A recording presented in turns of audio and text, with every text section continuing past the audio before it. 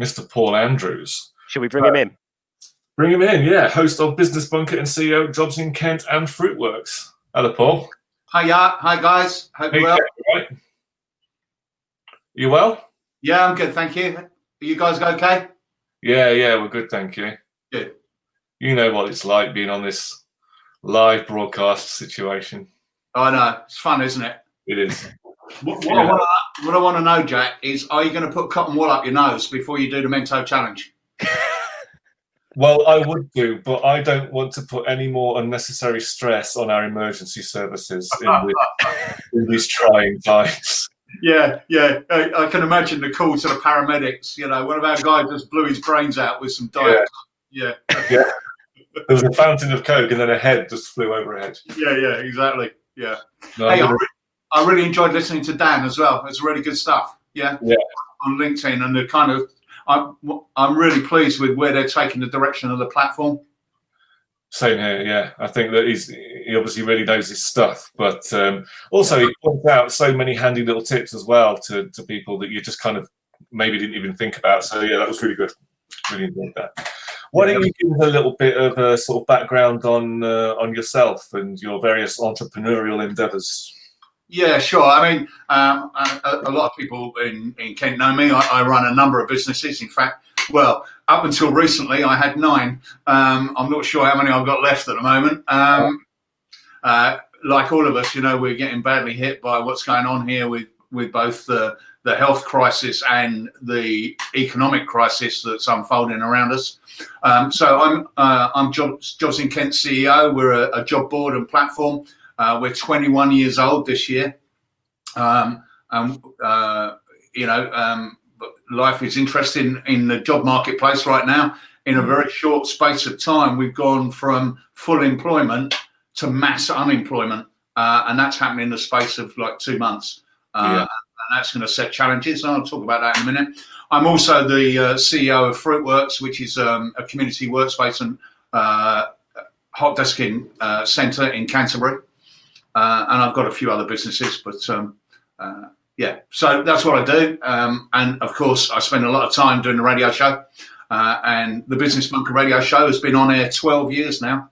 And I was talking to a chap called John Lloyd, who's very well connected in the radio business. And I read his book, How to Do Radio, about a year or so ago. And I touched base with him and was telling him what I do. And I said, I've been doing it 12 years. And he went, don't be ridiculous. Nobody does a radio show for 12 years. They don't. Yes, well, they do. And it's great fun. And, we're every week on a Tuesday for 2 hours. And we talk to the small businesses in the southeast of England. And we were lucky enough to have been featured on there. Yeah, a couple of weeks ago. Yeah, and we've been talking about you for the last few weeks because we've been updating people as we go along, you know, with the digital beans offer that you made. And this is something I want to talk about really today in terms of where we go from here. Right. With the offer you guys made to help independent retailers go online has been fantastic. That's been absolutely brilliant from 2 points of view. One, you've done it to help people, survive in this. But for me, the biggest benefit is the longer term. For a long time, I've been talking to businesses, especially retail businesses, about being more digital. And so many retail businesses were scared of the technology, didn't understand the technology, didn't want to get involved. This has kind of, on the one hand, forced them, but on the other hand, with the things that you guys offered, it made it easy. Yeah. And one of the things that we're seeing, and we keep talking about on the radio show, is the businesses that have taken you up on your offer and have gone online. And each week we read out a list of all the new businesses that you can find online now. But the brilliant thing about that is they've now experienced selling digitally. And I don't expect any of them to go back. Yeah. I expect them all to keep going with their digital offerings from now on in. Yeah. And I also expect a lot of people will go, why have I got a shop? Why have I got a physical shop? Yeah, my overheads that killed me and were potentially going to kill my business were the rent on rates on some fixed premises. So I think people will realise now that that's not, where they have to be always. There's always going to be a need for some physical premises, depending on what, yeah. It's really hard to take a hairdresser's or a tattoo parlour online, really. Yeah. I have tried it. I spotted a gap in the market, but I couldn't make it work.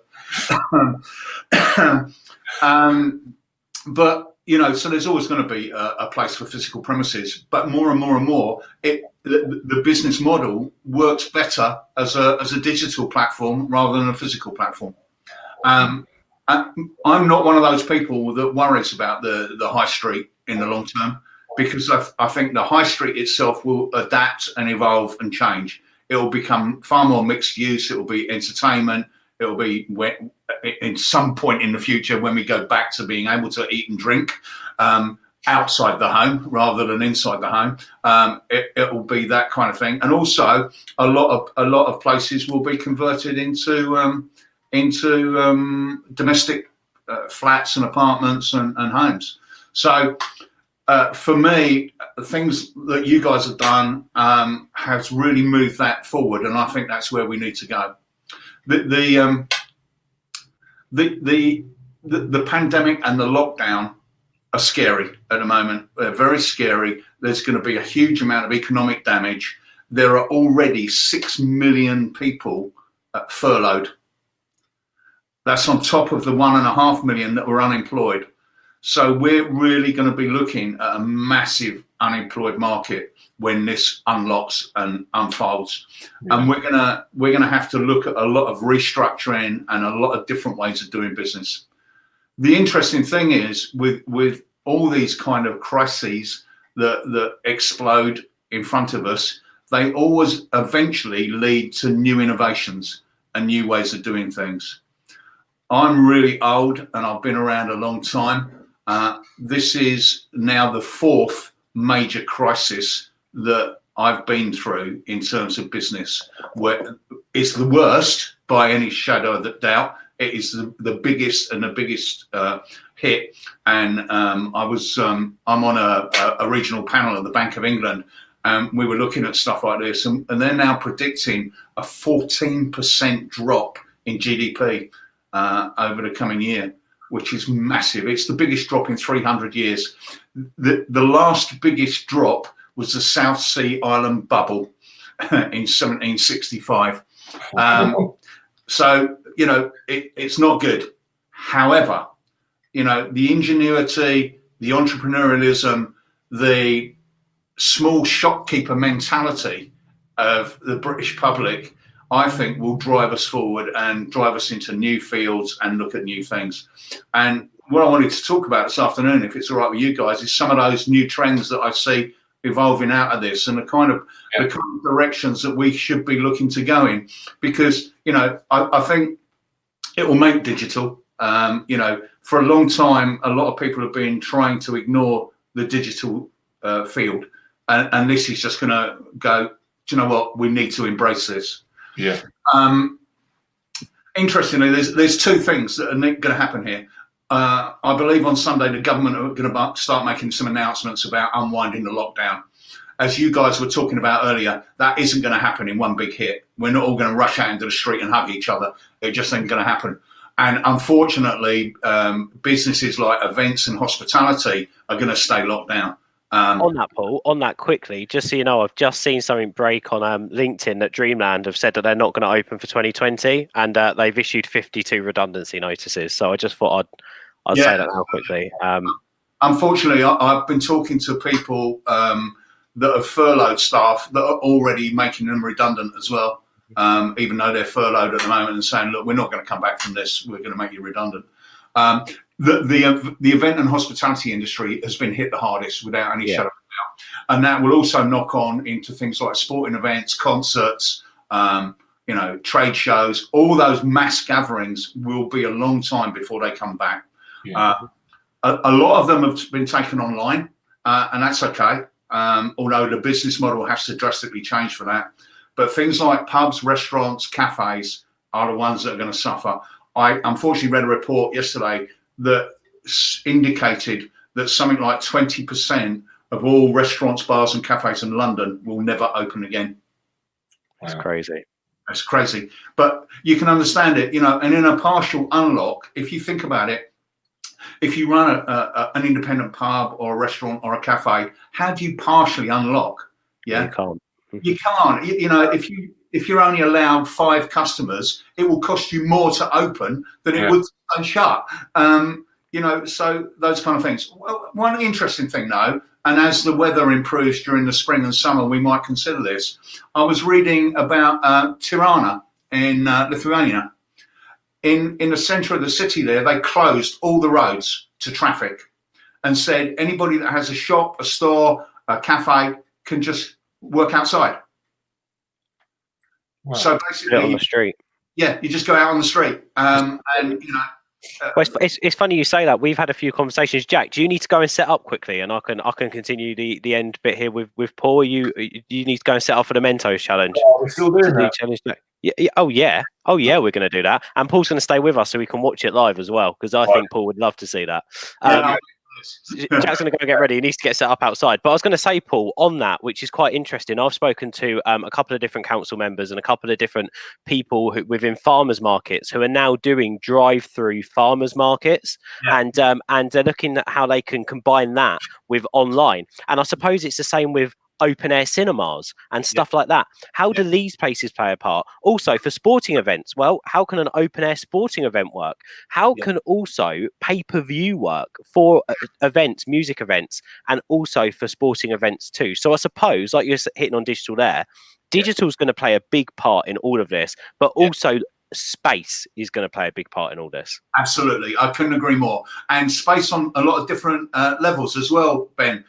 So one of the interesting things is, and one of the big predictions going forward, a lot of people now have experienced remote working and home working. I don't think everyone's going to go back to working in an office. I think a lot of people are going to start saying, well, hold on a minute, that worked for me. I want to work from home more, not permanently, but more. Hopefully for people like me with Fruitworks, that will help us recover, because a lot of people are going to start saying, well, hold on, I'm going to work from home, but I don't want to sit on my own all the time. And we'll come into a community workspace like Fruitworks and work for 1 or 2 days a week. So we're seeing more of that. I think there's going to be a huge move to that, and that's going to have a knock-on effect. It's going to have a knock-on effect in all kinds of ways. One, we need better technology. We need to invest in our broadband more. We'll ignore 5G at the moment. We need to just invest in our broadband. We need to get faster access. And quickly, Paul, you said you had a couple of things. Is there any other, because I know you are a man full of positivity, and I know we live in such a tough time. Is there anything else that you want to sort of hit on when it comes to the positivity and learning from this and taking it into the future? Yeah, absolutely. Basically, there are going to be lots of opportunities, but we have to grab those opportunities. And that means, you know, learning, retraining, looking at different things that we're going to do. A lot of industries are going to change. Estate agencies are going to change. Recruitment's going to change. They're going to change, but there are lots of positives in those change, and now's the time to grab them. Yeah, 100%. I'm with you. And Paul, we're always available to come and join you on the Business Bunker. We absolutely love the radio show, and I've got so much time for you. You were amazing to speak to. So where can people find out more information about you and the radio show as well? Well, I've got loads of businesses. So JobsInKent.com is the recruitment portal. bizradio.co.uk is the radio show, and fruitworks.co is Fruitworks. And of course, I'm on LinkedIn. Amazing. We're all on LinkedIn. We all love LinkedIn. If you missed the tips from Dan earlier on, hit subscribe. We'll put the videos out separately as well. You'll hear from Paul as well. Hit Paul as well. Hit subscribe. You'll never miss a live episode of Let's Do Lunch, and you'll never miss any of our content here at Digital Beans as well. So hit like, hit subscribe, and be part of Team Beans. Paul, thank you so much for coming on, mate. Really, really appreciate it. Pleasure. Thank you for the invite.